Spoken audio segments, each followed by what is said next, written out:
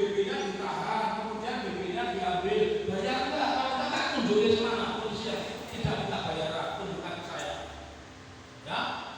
Kemudian menang perkara mau melakukan eksekusi, memangnya polisi sudah banyak dikerahkan pun tidak bisa duit, tidak ada uang makan, ya, tidak ada uang bensin, betul nggak? Ya. Jadi yang paling benar-benar. Bismillahirrahmanirrahim. Assalamualaikum warahmatullahi wabarakatuh. Selamat pagi pemirsa Liberty. Pagi hari ini Liberty berada di Gedung Umat Islam Kartopuran Serengan Solo untuk melihat acara semacam carasehan ya ini. Untuk lebih jelasnya Liberty akan bertemu dengan salah satu relawan yang ada di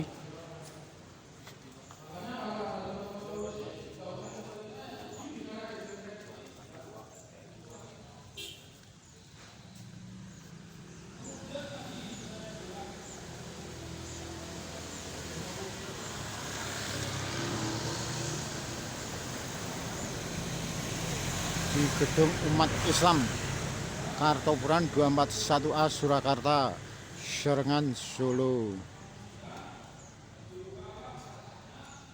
Untuk lebih jelasnya kembali Liberty akan bertemu dengan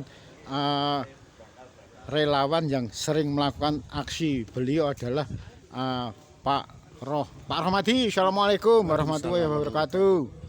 Ketemu lagi Pak Rohmadi. Iya Pak. Kali ini acara apa Pak Rohmadi? Ini acara diskusi publik untuk menentukan langkah-langkah selanjutnya mengenai kereta cepat dan IKN. Kita akan mengelupas istilahnya itu menelisik keterlibatan Jokowi dalam hal kereta cepat ataupun IKN. Kalau benar-benar Jokowi dalam diskusi ini keterlibatannya sangat signifikan, tentu kita tidak segan-segan untuk membawa Jokowi ke pengadilan. Karena dengan adanya kegagalan IKN, mangkraknya IKN, serta amburadulnya pengelolaan kereta cepat, tentunya akan membawa kerugian bagi negara ini. Apakah Jokowi terlibat dalam hal ini atau tidak? Ini baru kita diskusikan dengan teman-teman. Kalau boleh tahu teman-teman yang ada di dalam itu siapa saja Pak? Oh, itu ada Pak Taufik SHMH, pengacara terkenal itu ya. Dr. Muhammad Taufik SHMH. Betul, yang sangat vokal gitu. Ya sangat sudah terbukti ahli dalam hal pidana. Juga terus ada Bapak Sutoyo Abadi yang tulisannya sangat dinanti-nanti publik.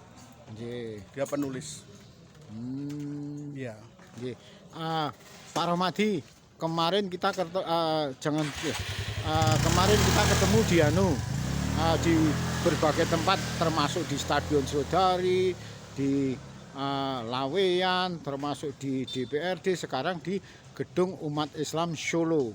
Lah, apa nanti terus akan melakukan demo terus, Pak? Terus, Pak, karena demo ini sudah merambat ke berbagai daerah di seluruh Indonesia. Jakarta, Bandung, Semarang, Jogja, Solo, terus Jawa Timur, Surabaya, itu semuanya sudah. Jawa Barat juga sudah. Jadi keresahan-keresahan publik yang saat ini ada di masyarakat ditangkap oleh teman-teman mahasiswa sebagai kritik sosial terhadap pemerintah. Tergantung pemerintah menanggapinya seperti apa. Kita tunggu saja apakah dia akan menutup acara ini atau memotong acara demo-demo ini. Seperti contohnya aja kemarin, contoh kecil, band Sukatani, atau sebelumnya lukisan Yos. Itu kan sama pemerintah. Berita terakhir Sukatani kan disuruh minta maaf. Bahkan ada berita terakhir juga si Mbak Novi, pemain band itu sebagai guru itu katanya dipecat. Kita tunggu konfirmasinya seperti apa itu. Artinya apa di situ? Artinya pemerintahan rezim ini anti perubahan. Kalau dia pro perubahan tentu kalau Polri dikritik seperti itu dia akan memperbaiki diri karena uang Polri dari uang rakyat. Enggak boleh dong dia anti kritik. Harusnya berbenah. Jangan buruk rupa cermin dibelah. Enggak boleh itu. Benar nggak? Ya, Pak Romadi, kira-kira aktivis yang ada di Kota Solo ini nanti sampai kapan melakukan aksi demo ini? Oh, saya pikir karena ini tuntutan semakin meluas, terus-menerus Pak. Terus-menerus bersimbangan. Tiap bulan, tiap minggu kita ada aksi. Seperti itu. Terus aksi-aksi selama ini mampukah menembus, karena selama ini seorang presiden juga tanda kutip turut cawe-cawe membackingi Pak Jokowi. Ya, ini kan baru tahap prakondisi Pak, prakondisi pengkondisian tuntutan-tuntutan rakyat terhadap pemerintah. Baru kita evaluasi kira-kira yang kuat yang mana, termasuk salah satunya diantaranya adili Jokowi. Katanya di samping adili Jokowi kan ada banyak tuntutan yang tertentu kita pertimbangkan dan kita rapatkan mana yang kita dahulukan. Kemarin kan Presiden Prabowo sempat ngomong bagaimanapun juga saya akan melindungi Pak Jokowi. Ya, dengan kalimat ini gimana? Anda seorang relawan demo gimana dengan adanya pernyataan sikap dari seorang Presiden Prabowo? Sebenarnya itu kurang bijak ya Pak ya. Karena Presiden itu pimpinan tertinggi negeri ini. Harusnya yang diucapkan jangan seperti itu. Hidup rakyat. Ya toh, itu baru. Ya toh, sejahterakan rakyat. Itu baru. Jokowi dicap sebagai koruptor oleh OCCRP. Itu udah kita malu kok, malah hidup Jokowi. Artinya apa? Hidup koruptor lah, seperti itu toh Pak. Nggak boleh sebagai presiden seperti itu. Itu mengecewakan sekali. Kalau misalnya Mas, ada yang mengatakan bagi mereka yang pro dengan Pak Jokowi itu ada yang ngomong kalau Allah itu barisan sakit hati karena nggak dapat kursi gitu, gimana Mas? Oh enggak, kita kan tidak berafiliasi sama partai politik apapun. Kita netral. Jadi dengan netralan ini kita bisa menilai mana yang benar, mana yang salah. Lah justru teman-teman yang seperti itu jangan kita benci, kita kasih pengertian. Gue kok ngono pendapatmu, ayo kita ajak diskusi. Jangan marah-marah saja, kita ajak diskusi. Tentang negara yang sudah bobrok mau hancur ini, Gus Flat bilang 2030 negara ini hancur. Yang bilang Prabowo sendiri kok. 2030 negara RI hancur. Kalau menurut Pak Romadi dengan adanya sikap tanda kutip cawe-cawe seorang Prabowo dan Prabowo sempat mengatakan dasmu gitu, menurut sampean gimana itu? Itu ya enggak etis lah sebagai presiden. Dalam hal ini berkata kasar ya, menurut saya kasar. Karena dasmu itu gundulmu atau itu enggak mencerminkan seorang Prabowo yang kepala negara yang negarawan. Harusnya menggunakan kata-kata bijak yang lebih sopan, walaupun dia nggak suka sama teman-teman oposisi, tetapi harusnya kata-kata yang dikeluarkan Prabowo itu kata-kata yang tidak menyinggung berbagai pihak. Karena dengan adanya pernyataan Prabowo itu akhirnya demo meledak di seluruh tanah air. Salah satunya dipicu oleh kata-kata Prabowo. Mungkin Mas Romadi punya saran dan pesan tersendiri terhadap Presiden Prabowo yang sepertinya tanda kutip mulai menyimpang dari wilayah kekuasaan sebagai presiden?